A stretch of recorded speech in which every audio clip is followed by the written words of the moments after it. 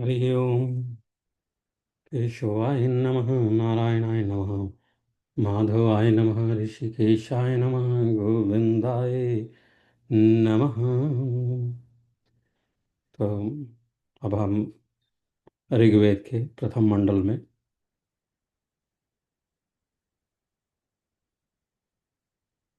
ईश्वर के अगले उन मंत्रों को पढ़ेंगे जिसमें विद्वानों के लक्षण और आचरणों का प्रकाश किया है, उसके बारे में बताया है।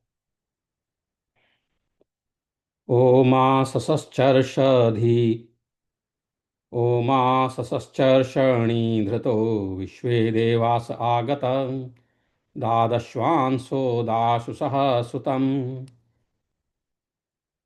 ओमा ससश्चर्षणि धृतो विश्वे देवास आगत दाश्वांसो दाशुषः सुतम्।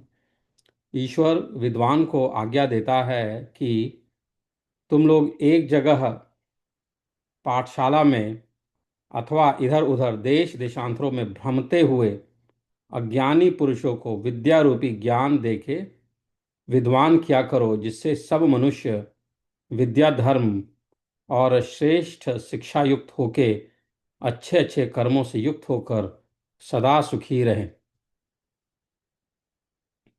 ये हमारे ऋग्वेद में कहा जाता है, कहा गया है। भगवान हमको ये बताते हैं, भगवान बताते हैं, कह रहे हैं कि ईश्वर विद्वानों को आज्ञा देता है कि तुम लोग एक जगह पाठशाला में अथवा इधर उधर देश देशांतरों में भ्रमते हुए, घूमते हुए देश विदेश जाओ, घूमो, और अज्ञानी पुरुषों को विद्या रूपी ज्ञान देके विद्वान किया करो, उनको भी विद्वान बनाओ, जिससे सब मनुष्य विद्या धर्म और श्रेष्ठ शिक्षा युक्त होके अच्छे अच्छे कर्मों से युक्त होकर सदा सुखी रहें। ये हमारे ऋग्वेद में कहा गया है।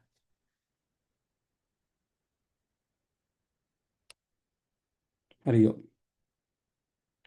विश्वे देवासो अप्तुरः सुतमा गंत तूर्णीय उसरा इव स्वसराणि। यहाँ पे उपमा अलंकार है, भावार्थ है। भाव ये है कि ईश्वर ने जो आज्ञा दी है, इसको सब विद्वान निश्चय करके जान लेवें कि विद्या आदि शुभ गुणों के प्रकाश करने में किसी को कभी थोड़ा भी विलंब या आलस्य करना योग्य नहीं है। न देरी करनी है, ना आलस करना है विद्या के लिए। जैसे दिन की निकासी में सूर्य सब मूर्तिमान पदार्थों का प्रकाश करता है, वैसे ही विद्वान लोगों को भी विद्या के विषयों का प्रकाश सदा करना चाहिए। विद्वान लोग कैसे स्वभाव वाले हों, कैसे कर्मों को सेवें, इस विषय को ईश्वर ने अगले मंत्र में दिखाया है।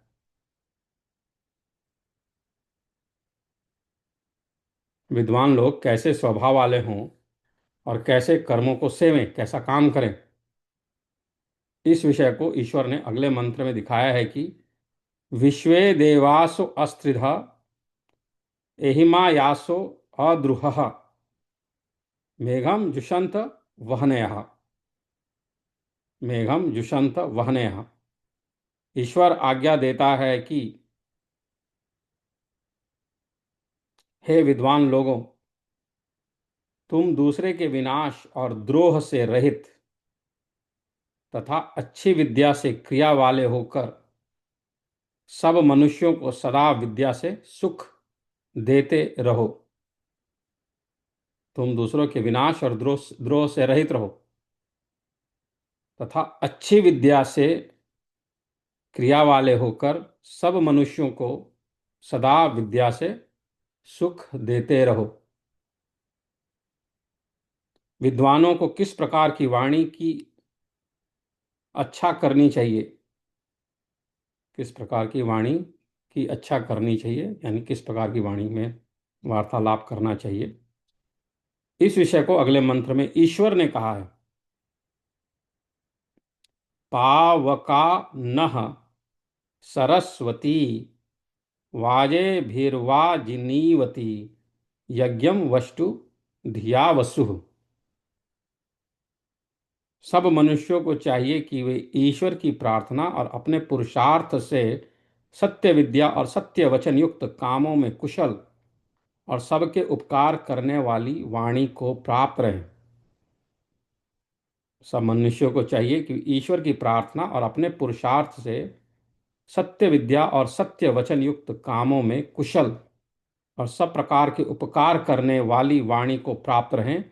यह ईश्वर का उपदेश है। यह ईश्वर का उपदेश है। ईश्वर ने वह वाणी किस प्रकार की है, इस बात का उपदेश अगले मंत्रों में दिया है। क्या कहा है? चोदयित्री सूनृतानाम चेतंती सुमतीनाम यज्ञम दधे सरस्वती। जो आप्त अर्थात पूर्ण विद्या युक्त और छल आदि दोष रहित विद्वान मनुष्यों की सत्य उपदेश कराने वाली यथार्थ वाणी है, वही सब मनुष्यों के सत्य ज्ञान होने के लिए योग्य होती है, अविद्वानों की नहीं।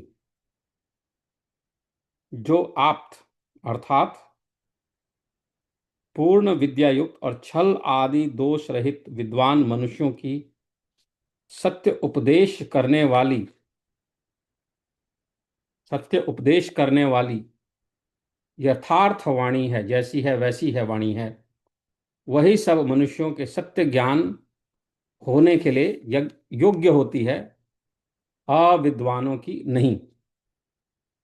महो अर्णः सरस्वती प्रचेतयति केतुना धियो विश्वावि राजति। धियो विश्वावि राजति। इस मंत्र में वाचकोपेयम लुप्तोपमलंकार दिखलाया है। जैसे वायु से तरंग युक्त और सूर्य से प्रकाशित समुद्र अपने रत्न और तरंगों से युक्त होने के कारण बहुत उत्तम व्यवहार और रत्न आदि की प्राप्ति में बड़ा भारी माना जाता है, वैसे ही जो आकाश और वेद का अनेक विद्या आदि गुण वाला शब्द रूपी महासागर, उसको प्रकाश कराने वाली वेदवाणी और विद्वानों का उपदेश है, वही साधारण मनुष्यों की यथार्थ बुद्धि को बढ़ाने वाला है। और जो दूसरे सुक्त की विद्या का प्रकाश करके क्रियाओं का हेतु, अश्वी शब्द का अर्थ और उसके सिद्ध करने वाले विद्वानों का लक्षण तथा विद्वान होने का हेतु सरस्वती शब्द से विद्या प्राप्ति का निमित्त वाणी के प्रकाश करने से जान लेना चाहिए कि दूसरे सूक्त के अर्थ के साथ तीसरे सूक्त के अर्थ की संगति है। तो यह प्रथम अनुवाक, तीसरा युक्त और छठा वर्ग यहाँ पे समाप्त होता है। हरिओम।